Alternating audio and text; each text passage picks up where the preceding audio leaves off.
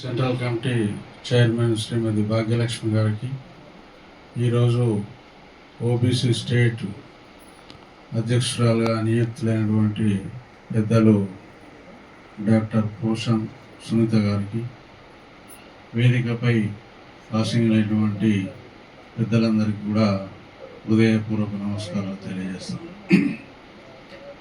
ఇచ్చేసిన బీసీ కుల బాంధవులందరికీ కూడా హృదయపూర్వక నమస్కారాలు.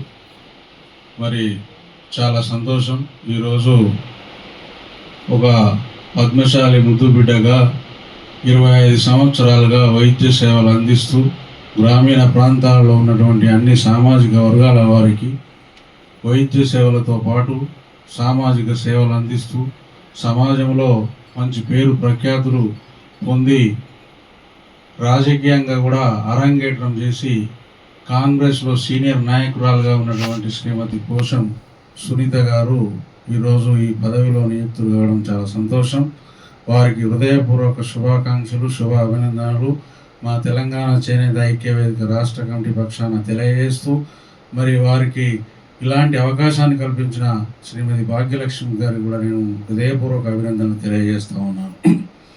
మరి ఏదైతే బాధ్యతాయుతమైనటువంటి పదవిలో నియుక్తులైన మీరు ఈ సమాజం కొరకు, బీసీ సమాజం కొరకు, మహిళలు చైతన్యవంతం అయ్యే కొరకు, సమాజంలో అన్ని సామాజిక వర్గాల వారికి ప్రభుత్వ పరంగా న్యాయం జరిగే విధంగా మీరు పోరాటం చేయవలసిన అవసరం ఎంతైనా ఉందని ఈ సందర్భంగా నేను మనవి చేస్తూ ఉన్నాను. ఎందుకంటే బీసీ సమాజం మరి అలా 42% ఏదైతే రిజర్వేషన్లు అమలు కావాలని, మరి బీసీ వాదం ఏదైతే ఒక కొత్త పునతితో, ఈరోజు కొత్త వాదంతో అనేక రకాలుగా అన్ని విధాలుగా అన్ని రంగాలలో అన్ని ప్రాంతాలలో ఉవ్వెత్తున లేస్తున్నటువంటి ఈ బీసీ ఉద్యమానికి మీరు సారథ్యం వహించడం చాలా సంతోషం. అలాంటి క్రమంలో ఈ బీసీ వాదాన్ని మనం గ్రామాన ఇంకా బలోపేతం చేసుకొని రాబోయే కాలంలో బీసీ వాదంతోనే రాజ్యం అంతా బీసీ రాజ్యం కావాలని ఒక ఆకాంక్షతో మనం అందరం కూడా సమిష్టిగా కృషి చేయాలని సందర్భంగా నేను మనవి చేస్తా ఉన్నాను. ఈరోజు ప్రభుత్వంలో మనం 50% పైగా ఉన్నప్పటికీ మనం ఇంకా కూడా వారిని పాలకులను ఒక యాచించే ధోరణిలో ఉన్నటువంటి ధోరణి సరైనది కాదు. మనమే వాళ్ళకి ఇవ్వవలసిన అవసరం ఉంది. వారిని మనం యాచించడం కరెక్ట్ కాదు.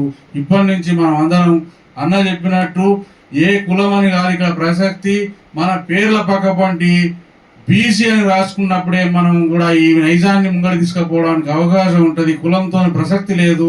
ప్రతి పేరు చివర బీసీ అని పెట్టుకున్నప్పుడే మనం అందరం కూడా ఈ సమాజంలో ప్రభుత్వంలో గుర్తింపు పొందడానికి అవకాశం ఉంటుంది. మన ఉద్యమానికి ఉవ్వెత్తున ఇంకా బలోపేతం చేకూరుస్తుంది. కాబట్టి మన ఉద్యమాన్ని మహిళలకు కూడా సాధికారికంగా అన్ని రంగాల్లో ముందుండే విధంగా భాగ్యలక్ష్మి గారు చేసినటువంటి పోరాటానికి మా వంతు సహకారం కూడా తప్పకుండా అందిస్తామని తెలియజేస్తూ ఈ అవకాశం ఇచ్చినందుకు హృదయపూర్వక ధన్యవాదాలు తెలియజేస్తాము.